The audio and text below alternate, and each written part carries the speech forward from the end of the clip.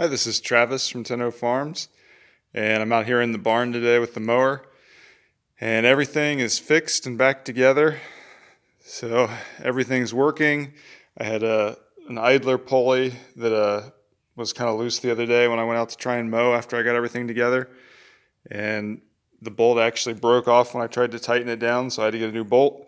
But now that I got that on there, everything is up and running as it should be. We got all the guards back on here now. So everything's good. I just took it out and mowed with it yesterday. I'll take you over here and show you the yard.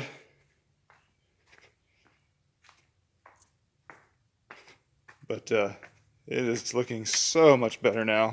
It was really looking like a jungle out here. Yeah, now the orchard's all mowed. Yeah, it's kind of amazing. I bet it's been close to a month since I had that mower fire. So the grass was really thick. But it took it right down. It took a little longer than usual, but it cut right through it. You can kind of just see everything laying around there.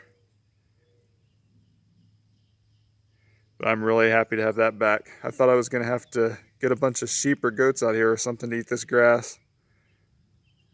But you never know. Maybe that's a future plan. But really happy to have the mower back up and running. Thanks for watching.